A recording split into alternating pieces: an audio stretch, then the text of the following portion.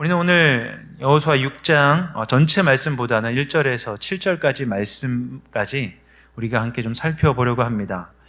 여호수아 5장 말씀을 통해서 하나님께서는 이스라엘 백성들에게 영적인 오리엔테이션을 하셨습니다. 여호수아 5장에서 하나님께서 이스라엘 백성들에게 세 가지를 요구하셨었습니다. 먼저는 할례를 행하라고 말씀하셨고요. 이 할례를 통하여서 이스라엘 백성들이 가나안을 정복하는 일, 그리고 가나안에서 살아가게 될 앞으로의 일상이 자기 부인으로부터 시작한다.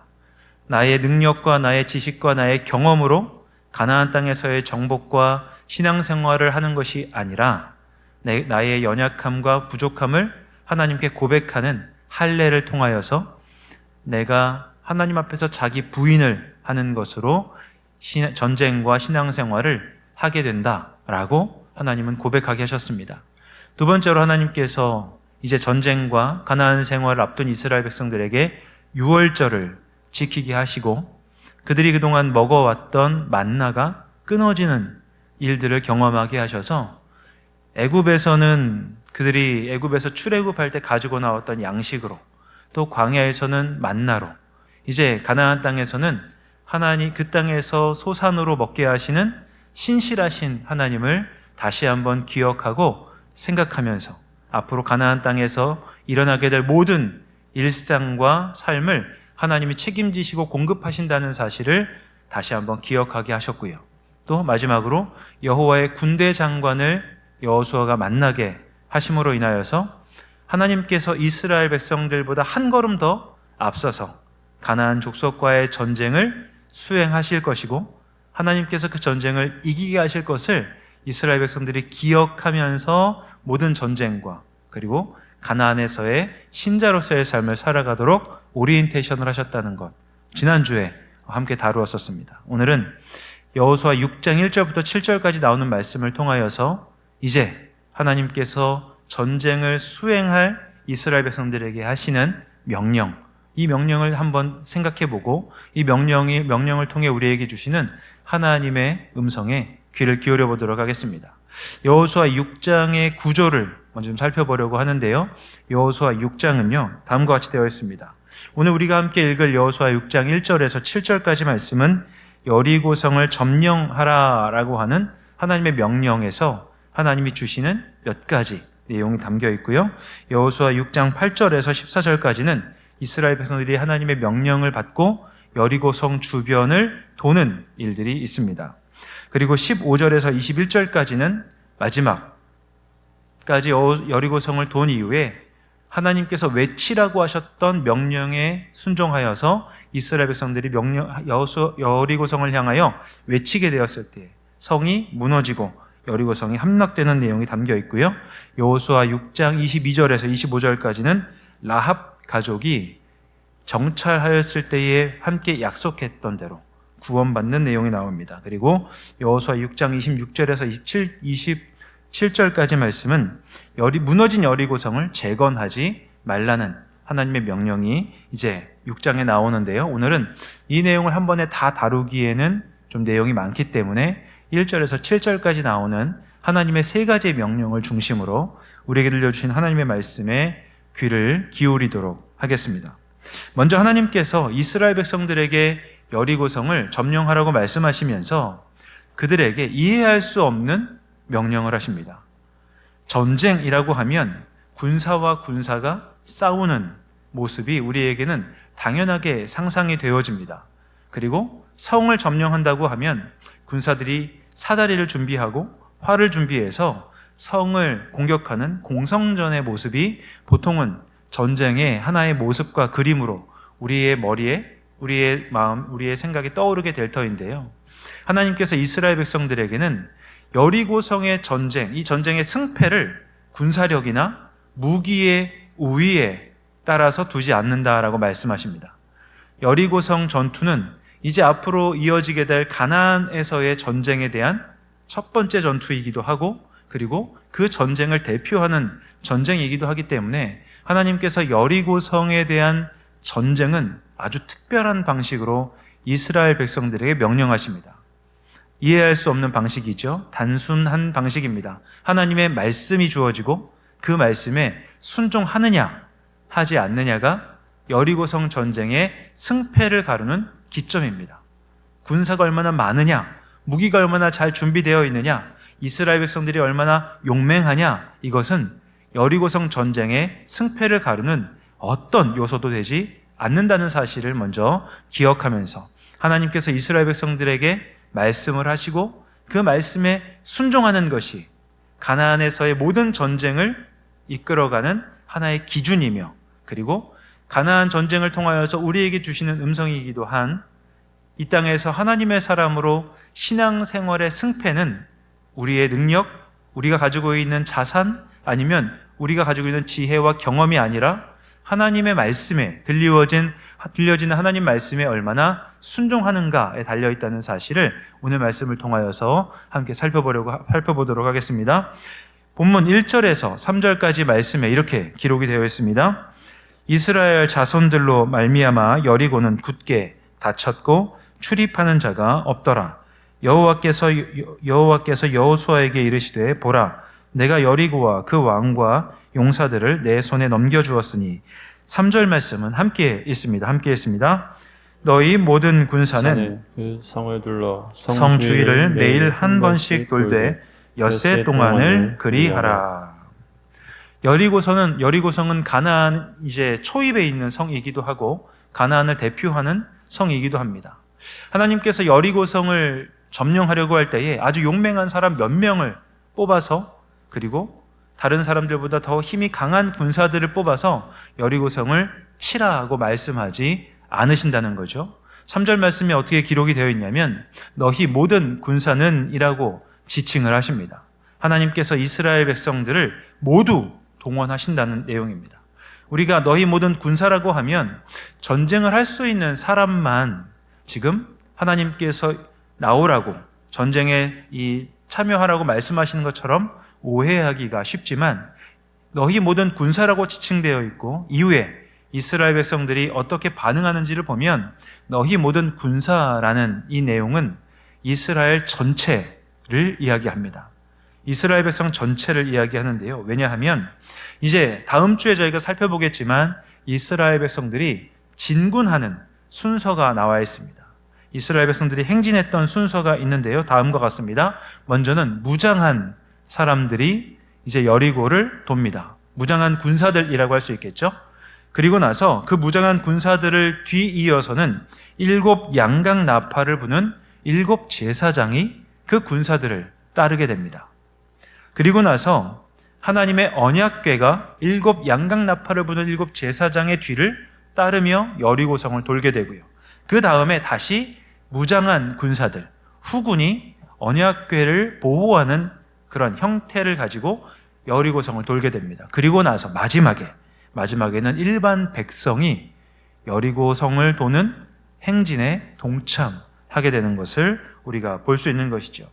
하나님께서요, 몇몇 군사들 아니면 잘 훈련된 사람들, 그래서 사람들이 보기에 아주 질서정연한 모습으로 행군하는 모습을 보여주기보다는 온 이스라엘 사람들을 전부 다 참여하라고, 여리고를 도는 행진에 참여하라고 요구하신다는 것이죠. 간단하게 그냥 몇 명만 여리고성 돌면 안 됩니까? 이렇게 요구할 만합니다. 왜냐하면 이 전체 이스라엘 백성들이 여리고성을 행진에 맞춰서, 저 순서에 맞춰서 돈다고 하면 얼마나 많은 사전 준비가 필요할지 우리는 조금만 생각해 봐도 저 일이 보통이 아니겠구나라는 생각을 할 수 있기 때문입니다. 혼자서 어떤 일을 하는 거는요, 쉽습니다. 그냥 내가 할 수 있는 때에 내가 할 수 있는 상황을 준비해서 그냥 실행하면 되니까요. 그런데 사람들이 많아지면 많아질수록 어떤 일을 같이 한다는 것은 참 어렵다라는 사실을 다 경험적으로 아마 알고 계실 겁니다. 저도 이 교회에 나오는 것이, 또 예배 드리는 시간에 맞춰 온다는 것이 얼마나 어려운 일인지를요, 제가 예전에 함께 사역을 하다가 휴가 때 경험을 해보았습니다. 제가 평소에 주일에 교회에 갈 때는요, 어려운 일이 별로 없었습니다. 왜냐하면 첫 예배가 7시 30분에 있는 예배였고요. 교역자들은 6시 40분까지 모여서 회의를 했었기 때문입니다. 예전에 있던 교회에 그러다 보니까 저는 6시 10분에서 15분 정도면 교회에 도착하도록 집에서 나왔었습니다. 제가 교회에 도착할 때는 아무도 주차장에 차를 대지 않고 있을 때였기 때문에 차를 주차하고 나서 사무실에 올라가서 준비하고 있다가 회의에 참석하면 되었습니다. 그런데 문제가 생긴 날은 제가 주일에 교회에 가지 않는 휴가 날이었었습니다. 제가 출석하고 있던 교회, 사역하고 있던 교회에 가지 못하니까 다른 교회로 가서 예배를 드려야 되지 않겠습니까? 근데 그날은 저 혼자 가는 날이 아니라 가족과 함께 예배를 드려야 되다 보니까 이제 어떤 교회에 9시 반 예배를 가자라고 이야기를 해놓고 저희가 다음날 예배를 드리려고 준비를 했는데요. 문제는 아이들이 늦잠을 잤다는 겁니다. 그래서 9시 반 예배를 가려고 했는데 도저히 9시 반 예배를 갈 수가 없었던 것이죠. 그러다 보니까 9시 반 예배를 이미 가야 될 시간을 놓쳐버리고 제 마음속에 조금씩 이제 부글부글 끓는 게 올라오기 시작했지 않겠습니까? 이제 그 다음 예배를 참석하기 위해서 그럼 11시 반 예배를 참석하자라고 해서 부랴부랴 아이들과 함께 준비를 해가지고 이제 예배를 가려고 예배 시간에 맞춰서 도착을 하려고 했습니다. 그런데 도착을 딱 했는데 문제가 생긴 거예요. 뭐냐면 교회 앞에서부터 이미 주차하려고 하던 차들이 계속 줄을 지어가지고 차길을 다 차지하고 있었던 것이죠. 예배 시간은 점점 다가오고 있는데 주차를 하기가 거의 예배 시간에 맞춰서 주차하기가 어렵겠다 싶어가지고요. 저희가 가려고 했던 교회의 맞은편에 있는 교회로 저희가 잽싸게 운전대를 돌리게 되었습니다. 그렇게 예배를 드리고 나서 예배가 딱 시작하는 시간에 맞추어서 겨우 그 예배 시간에 맞추어 예배당에 들어갔던 경험들을 하면서 제가 그 다음 주부터는 예배당에 시간에 맞춰 오시는 분들이 너무너무 감사하더라는 것이죠. 왜냐하면 예배당에 나오는 것, 그 예배당에 나오기 위하여 시간을 정하고 미리 준비하고 하나님 앞에 나오는 자리까지 순간순간 시간에 맞춰 나오신다는 게 결코 쉽지 않다는 것을 제가 경험을 해보다 보니까 예배당에 오시는 한 분 한 분의 발걸음, 그리고 그분들의 모습이 너무나도 귀하고 감사하다라는 생각을 하게 되었었습니다. 여리고성을 돌기 위해 수십만 혹은 수백만의 사람들이 이제 아침부터 준비를 한다고 생각해 보십시오. 밥을 몇 시에 먹어야 되는지, 그리고 몇 시에 집결을 해야 되는지, 서야 되는 순서를 설명해 주고 여리고성을 돌기 위해 행진이 출발할 때까지 얼마나 많은 시간이 필요했겠습니까? 하나님께서는 그런데 굳이 모든 사람들에게 이 행진에 동참하라라고 명령하심으로 인하여서 이스라엘 백성들이 그 안에서 얼마나 많은 불평의 거리들을, 그리고 이걸 굳이 우리가 해야 되냐는 그런 이야기들을 할 수 있는 구실을 하나님이 기꺼이 마련하시더라라는 것이죠. 그렇다고 한다면 하나님께서 이런 불평과 불만이 나올 것을 아시면서도, 행진이 결국 쉽지 않을 것을 아시면서도 이스라엘 백성들에게 모두 이 행진에 참여하라라고 말씀하시는 이유는 무엇이겠습니까? 그것은 여리고성 전투가 하나님의 구원받은 백성으로 하나님의 역사를 경험하는 첫 전투이기 때문에 이스라엘 백성 가운데 뒤에 처져 있는 사람 혹은 구원을 다른 사람이 행한 것 때문에 구원을 누리는 그런 공동체에서 이탈하는 모습을 보여주고 싶지 않았기에 모든 이스라엘 백성들이 한 사람 한 사람이 구원 사역에 동참하는 이 상징성을 경험하도록 하나님께서는 어린 아이들로부터 모든 군사에 이르는 이스라엘 백성들을 모두 다 그 행진에 동참하라고 말씀하고 계신다라는 것입니다. 하나님께서 이렇게 요구하시는 이유는 이스라엘 백성들이 지금 행진에 동참할 때에 그 행진의 이유와 의미를 아는 사람들도 있었을 것이고요. 행진을 하면서도 내가 이 행진을 왜 해야 되는지를 모른 채 그냥 가야 된다라고 이야기하니까 참여하는 사람들도 있었기 때문임을 우리는 또 생각해 보아야 됩니다. 이해하고 행진에 참여하면 얼마나 좋겠습니까? 이해하지 못한 상태에서 여리고성을 돌아야 한다면, 근데 한 번 돌고 끝나는 것이 아니었습니다. 하나님께서는 하루에 한 번 돌라고 말씀하시고 6일 동안 하루에 한 번씩 여리고성을 돌라고 말씀하실 때 한 번은 돌 수 있는데 다음 날 또 여리고성을 돌아야 된다라는 이야기를 들을 때 사람들 마음에 물음표와 의문이 많이 생길 수밖에 없었음을 하나님께서도 아시는 것이죠. 하지만 그럼에도 불구하고 이스라엘 백성들 모두 그 사건에 참여하라 말씀하시는 것은 이스라엘 백성들이 이스라엘이라고 하는 공동체로서 가나안을 정복해야 되는, 구원의 길을 가야 되는 사람이기에 그 공동체에 속해 있는 한 사람 한 사람 모두가 하나님과 개인적인 관계를 맺기를 하나님은 원하신다는 사실, 그 사실을 우리는 기억해야 하는 것입니다. 그렇다고 한다면 우리도 이렇게 질문해 봐야 되는 겁니다. 우리가 교회 공동체에 속해 있는 것이 얼마나 중요한가?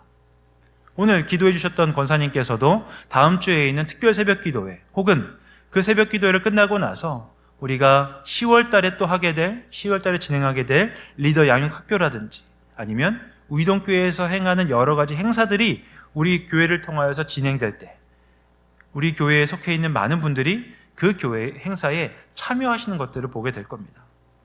참여하는 걸 통하여서 우리가 이 기도회와 예배와 섬김과 봉사의 의미를 잘 알고 참여하는 분들도 있겠지만 알지 못하는 상태에서도 참여하는 분들이 있음을 알게 되는 것이죠.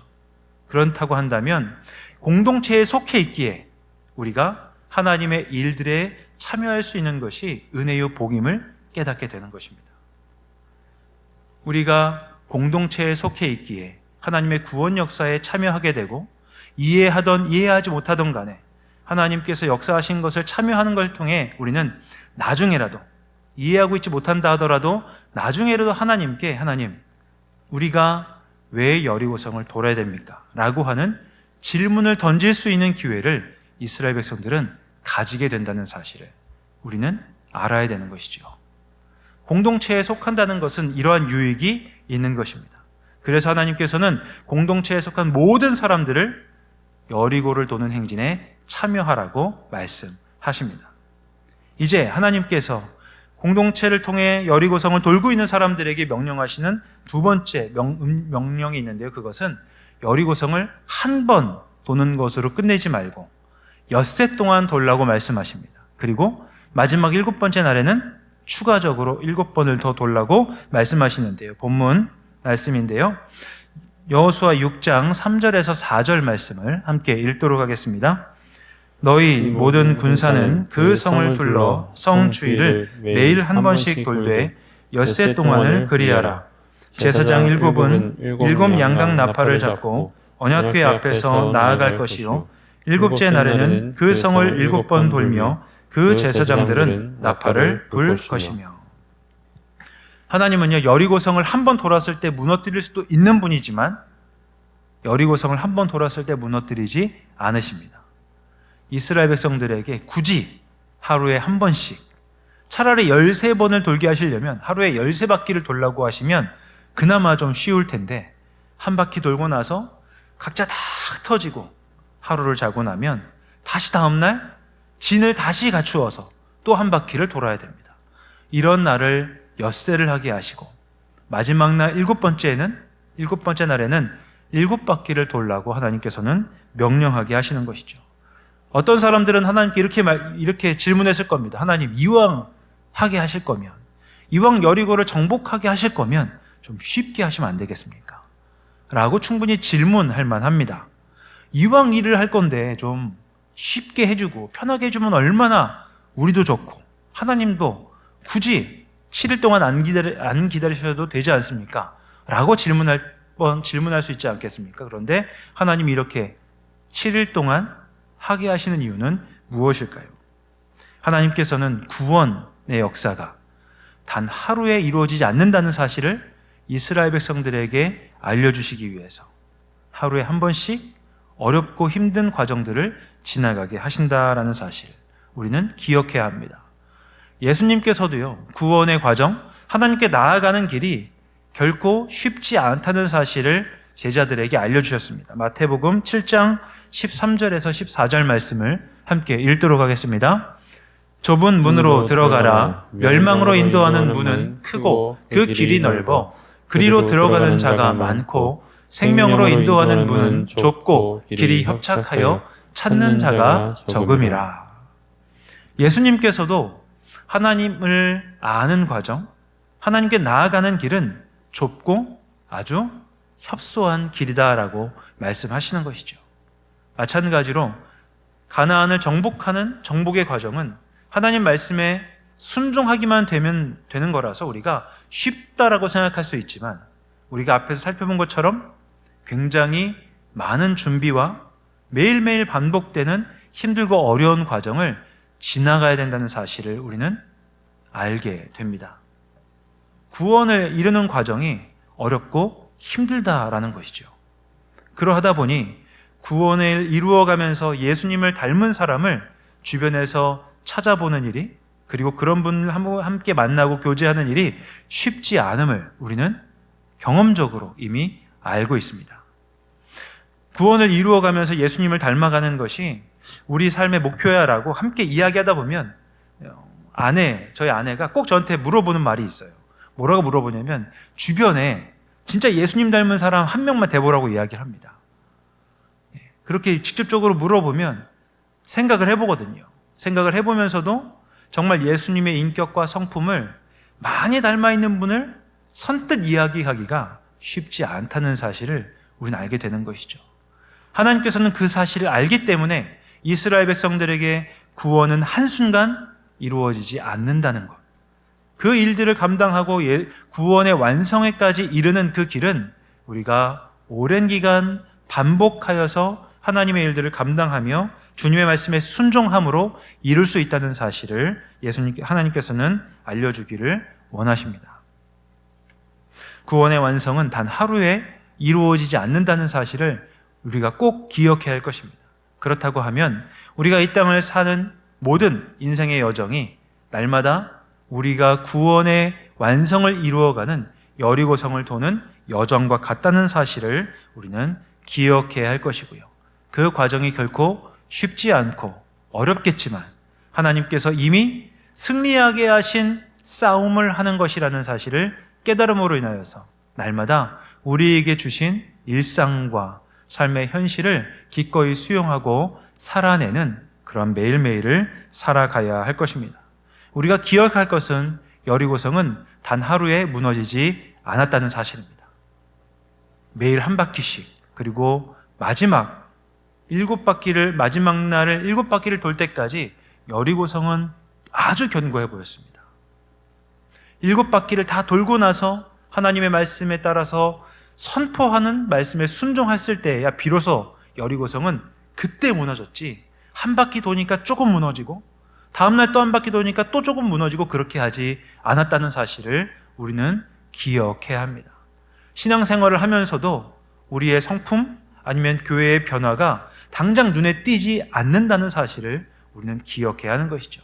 우리는 기대합니다. 하나님, 제가 이만큼 하나님 앞에 헌신하고 신앙생활하면 어느 정도는 확실하게 좀 변화된 것들을 경험하게 해주셔야 되는 거 아닙니까? 라고 말이죠. 만약 그러한 마음으로 이스라엘 백성들이 여리고성을 돌았으면 13바퀴를 다 돌지 않고 포기해야만 됐을지도 모르겠습니다. 13바퀴를 다 돌 때까지도 여리고성은 돌 하나도 무너지지 않았기 때문입니다. 하지만 13바퀴를 돌고 하나님의 말씀에 순종하였을 때 여리고성이 완전히 무너지는 모습을 통하여서 우리는 우리의 신앙이 하나님의 영광이 드러나는 순간이 언젠가는 다가올 수 있음을 기억해야 하는 것이고요. 우리의 매일매일의 신앙이 우리에게 다가오는 그 순간에 우리의 말과 행실을 통해 온전히 하나님의 주님 되심으로 드러날 것을 우리는 기대하며 매일을 살아야 될 것입니다. 그 예가 누구일까요? 바로 요셉이라고 할 수 있습니다. 저희가 지금 새벽기도 시간에 요셉의 본문을 다루고 있거든요. 요셉은 하나님께서 이미 영화로운 자리까지 가도록 이미 꿈으로 예견하신 사람입니다. 어린 시절 하나님이 이미 요셉을 영화로운 자리로 이끌어 가겠다 말씀하셨고, 그를 그 자리까지 인도해 가시겠다고 하나님은 요셉에게 말씀하셨죠. 그런데 요셉이 그 길 가기까지 수많은 어려움과 고난과 환난, 배신과 억울한 누명을 지나야만 했었습니다. 요셉이 그 자리까지 가고 나서 요셉이 가장 영화로운 순간에 이르는 날은 요셉이 지나왔던 10여 년이 넘는 시간이 아니라 단 하루의 시간이 필요했다는 사실을 우리는 기억해야 합니다. 요셉이 애굽의 총리가 되기까지는 단 하루가 필요했다는 사실을요. 그 하루가 오기까지 요셉은 10여 년이 넘는 시간을 영화로운 존재로서 계속하여 그 길을 걸어갈 수밖에 없었다는 것을 우리는 알 수 있습니다. 우리 자신에게도 하나님이 명하신 여리고가 무너지는 것 같은 그러한 하나님의 영광이 드러나는 순간이 곧 다가오게 될 것입니다. 그것이 우리의 지위가 올라가고 다른 사람들이 부러워할 만한 일로 나타날 수도 있겠지만 때로는 나의 모든 것을 포기하는 결정과 내가 누릴 수 있는 유익을 내려놓는 결정으로 나타날 수도 있다는 사실을 우리는 알 수 있습니다.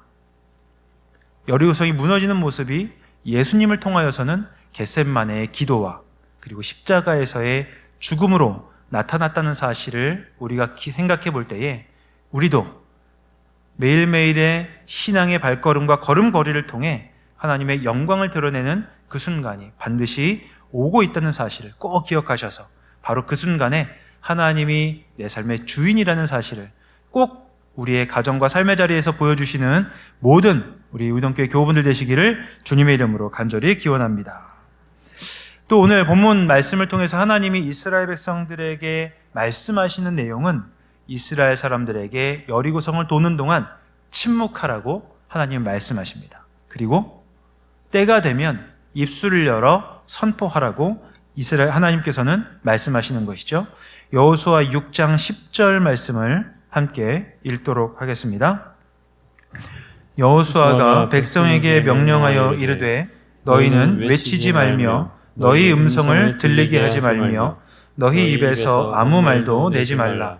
그리하다가 내가 너희에게 명령하여 외치라 하는 날에 외칠지니라 하고, 하나님께서는 이스라엘 백성들이 여리고성을 도는 동안에는 말을 하지 말라고 이야기를 합니다. 침묵을 유지하라고 요구하시죠. 하나님께서 이스라엘 백성들에게 여리고를 도는 동안 침묵을 그리고 말을 하지 말라고 요구하시는 이유는 하나님이 이스라엘 사람들에게 주신 전투의 방식, 여리고를 점령하는 방식이 그들의 이성과 그들의 경험으로는 이해할 수 없는 방식이었기 때문입니다. 여리고성을 도는 가운데 이스라엘 사람들이 어떤 생각을 했겠습니까? 왜 우리가 여리고를 돌아야 되느냐? 여리고성을 도는 사람들 가운데 아까 보여드린 것처럼 군인들, 그리고 제사장, 언약궤, 그리고 군인들, 일반 백성들이 있었습니다. 군인들은 자기를 지킬 수 있는 힘과 무기가 있지요. 그러나 일반 백성들은 여리고를 도는 가운데 적군이 이스라엘 사람들을 치기 위하여 성 밖으로 나오면 속수무책으로 죽을 수밖에 없는 위기에 놓이게 됩니다. 이스라엘 백성들 안에 사람들 마음에 두려움이 왜 없었겠습니까? 그러니 여리고를 돌라는 명령을 듣고 나서부터 실제로 여리고성을 도는 가운데 그들은 입술을 열어서 마음의 의문을, 불평을, 불만을 얼마든지 토로하고 이야기할 수 있었을 것입니다. 그래서인지 하나님께서는 하나님의 역사에 동참하고 있는 동안 이스라엘 백성들에게 침묵하라고 입술을 닫고 여리고성을 돌라고 말씀하고 있는 것이죠. 이 말씀을 통하여 우리는 하나님의 사람이 침묵해야 될 때가 있고 입술을 열어서 선포하고 증거해야 될 때가 있음을 우리는 기억하고 알 수 있습니다. 언제 우리가 침묵해야 될까요? 하나님의 말씀 그 안에 복종하고 하나님의 역사에 동참하고 있을 때에는 하나님이 어떻게 일하시는지를 우리가 바라보고 우리의 입술은 닫고 침묵해야 될 때임을 우리는 확인해야 됩니다. 그렇다고 한다면 우리는 언제 우리의 입술을 열어서 선포하고 하나님의 말씀을 증거해야 될까요? 하나님의 역사에 대하여 우리가 경험한 사실을 누군가가 물어보았을 때, 그리고 하나님이 이 일을 왜 우리에게 요구하시는지를 누군가가 물어보았을 때, 하나님의 역사를 경험하고 있는 사람들이, 하나님의 일들을 체험했던 사람들이 우리를 향한 하나님의 역사에 대한 질문에 대답할 때는 우리의 입술을 열어야 된다는 사실을 우리는 기억해야 됩니다. 침묵해야 될 때와 우리의 입술을 열어야 될 때를 우리가 분별하는 지혜를 하나님께서 주시기를 우리는 기도해야 하는 것이죠. 침묵해야 될 때 우리의 입술을 열면 하나님의 역사는 우리의 입술을 여는 그 행위 때문에 무너질 수도 있습니다. 우리가 증거하고 증명해야 될 때에 우리의 입술을 닫게 되면 하나님의 역사가 드러나야 될 때에 드러나지 않을 수도 있다는 사실을 우리는 알고 기억해야 하는 것이죠. 여러분께서는 하나님의 말씀을 우리가 증거해야 될 때와 그리고 하나님의 역사 안에서 우리의 입술을 침묵해야 될 때, 그 때를 잘 분별하고 계십니까? 우리는 날마다 신앙생활의 여정에서 신앙생활을 하는 가운데서 내가 입술을 열어서 하나님의 일들을 증거해야 될 때, 혹은 다른 사람을 향한 불평과 불만, 혹은 공동체를 향한 불평과 불만을 우리가 이야기할 때를 분별해야 할 것입니다. 이 둘 사이가 바뀌게 되었을 때에 하나님의 나라가 위기에 처하게 될 수 있고 하나님의 나라가 무너질 수도 있다는 사실을 우리는 기억하고, 날마다 우리가 침묵해야 될 때와 입술을 열어야 될 때를 분별하게 해달라고 나와 동행하시는 성령님께 기도해야 할 것입니다. 그런데 우리 개인적으로는 이 일들을 하기가 어렵지요. 그래서 하나님께서는 이스라엘이라고 하는 공동체에 여리고성을 돌 수 있도록 명령을 하시고, 그 여리고성을 도는 동안에는 침묵하라는 지혜를 공동체에게 주십니다. 그런 측면에서 우리가 함께 신앙생활하는 믿음의 동역자들과 함께 지혜를 나누고 하나님의 말씀과 뜻을 알기 위해 노력하는 시간들을 갖는 것은 우리에게 꼭 필요하다는 사실을 우리는 마음에 새겨야 할 것입니다. 우리가 함께 신앙생활하면서 믿음의 동역자가 있다는 사실이 그런 측면에서는 굉장히 우리에게 큰 유익이 있는 것이고, 우리가 날마다 하나님의 말씀 앞에서 말씀에 복종하며 구원을 이루어갈 때 우리 한 사람이 다른 사람에게 좋은 믿음의 동역자요, 또한 영적인 자극제가 될 때에 우리의 신앙은 날로 하나님 앞에서 성장해가는 영적인 성장을 이루어가게 될 것입니다. 좌우에 있는 분들 바라보시면서 이렇게 한번 이야기해 주시죠. 당신은 나의 믿음의 동역자입니다. 이렇게 말이죠. 네. 그리고 이렇게 한 번 더 이야기하시면 좋겠습니다. 저의 좋은 영적인 자극제가 되어 주십시오. 이렇게 말이죠. 네.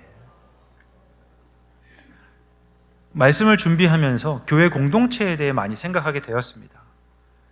나는 아직 하나님의 뜻과 하나님의 계획을 잘 모를 수 있지만 하나님께서 우리 우이동교회 공동체를 통하여 하나님 나라를 이루어가라고 말씀하실 때에 우리가 예배드림이, 우리가 섬기고 봉사함이, 우리가 함께 만나서 교제함이 하나님 나라를 향하고 있다는 사실을 공동체 안에서 깨달을 수 있기에 신앙 공동체 교회는 참 중요하다라는 사실을 많이 묵상하고, 참 여기 모이시는 분들이 소중하다라는 사실을 다시 한번 생각하게 되었습니다.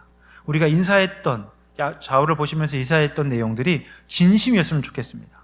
한 분 한 분을 참 귀하게 여겨주시고, 내가 다른 성도님에게 좋은 믿음의 자극제가 되어서 서로 우리 권사님처럼 나도 영적으로 성장하고 싶다, 우리 집사님처럼 영적으로 주님과 더 많이 닮아가고 싶다라는 생각들을 우리가 해나갈 수 있다고 한다면 우리 우이동교회가 시간이 지날수록 하나님 나라 공동체의 모습을 더 많이 보여줄 수 있게 될 것입니다. 그런 측면에서 날마다 하나님의 말씀에 복종하기를 노력하시고 구원을 이루어가는 모든 교우분들 되시기를 주님의 이름으로 기원합니다. 그리함으로 인하여서 우리 의동교회가 이 지역 가운데 하나님 나라의 역사들을 보여줄 수 있는 그러한 귀한 하나님 나라 공동체 이루어가기를 간절히 소망합니다.